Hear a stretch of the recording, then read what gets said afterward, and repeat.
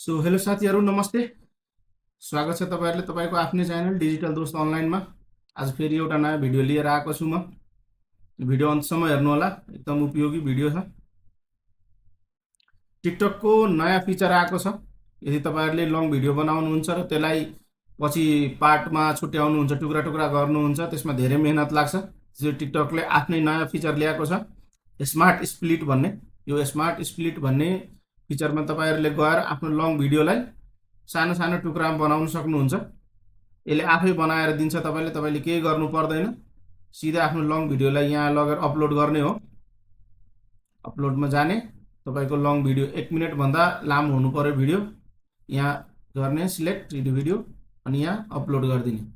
यो video upload भइसकेपछि यहाँ यो अटोमा छोडिदिनु होला। यसले त्यसलाई कति टुक्रा बनाउनु पर्छ र कुन कुन टुक्रालाई के नाम दिनुपर्छ यसले आफै गरिदिन्छ।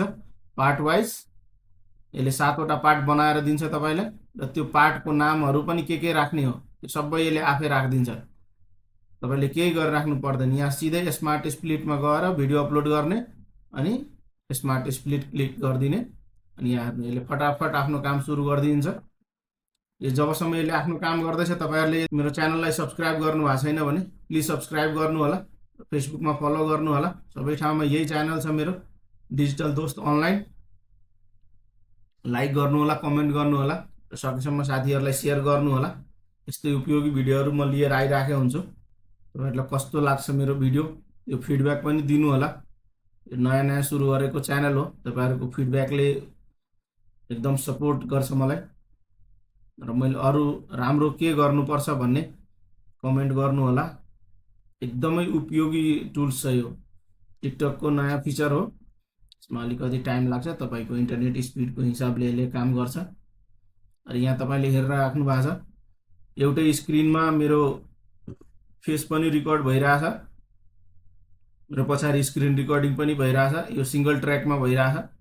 यदि यो कसरी गर्ने भन्ने थाहा छैन भने माथि आई बटनमा मैले अर्को भिडियो राखिदिएको छु यसको, त्यो भिडियो पुरा हेर्नु होला। त्यो भिडियोमा मैले देखाएको छु कि कसरी एउटै ट्र्याकमा फेस पनि रिकर्ड गर्ने र तपाईको कम्प्युटरको स्क्रिन पनि रिकर्ड गर्ने। तपाईले बेर भिडियो क्यापकट या कुनै एडिटरमा गएर लेयर लगाएर गरिराख्नु पर्दैन। यो सिधै यतिकै पनि तपाईले यो भिडियो सुट भइसकेपछि सिधै पब्लिश गरिदिन सक्नुहुन्छ। यदि तपाईले केही अनवान्टेड सिन कट गर्नु छ भने कुनै पनि भिडियो एडिटरमा गएर कट गर्न सक्नुहुन्छ, नभए यतिकै तपाईले आफ्नो भिडियो डाइरेक्ट हाल्दिन सक्नुहुन्छ। यो सिंगल ट्र्याकमा अहिले आफै रिकर्ड भइराखेको छ। अब यहाँ हेर्न सक्नुहुन्छ पहिलो लेभल कम्प्लिट भइसकेछ। हेर्न सक्नुहुन्छ तपाईहरुले बनाएर दिइसक्यो। यसले यसको 8 वटा पार्ट टुक्रा बनाएको छ। एउटै भिडियोलाई 8 वटा टुक्रामा बाँड्दियो। हेर्नुस्,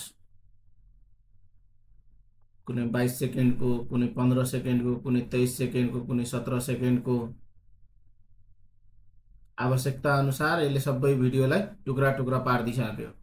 अब यो भिडियोले तपाईले यदि डाइरेक्ट पोस्ट गर्न मन छ भने यो 7 वटा तपाईले 8 वटा पोस्ट गर्न सक्नुहुन्छ। एउटै भिडियोलाई 8 चोटी सिंगल भिडियो पोस्ट गर्नु छ भने लङ गर्नुस् र सर्ट गर्नु छ भने यहाँबाट यसरी 8 वटा तपाईले भिडियो पोस्ट गर्न सक्नुहुन्छ। पोस्ट गर्नलाई सिधै यहाँ पोस्टमा क्लिक गर्नुस्।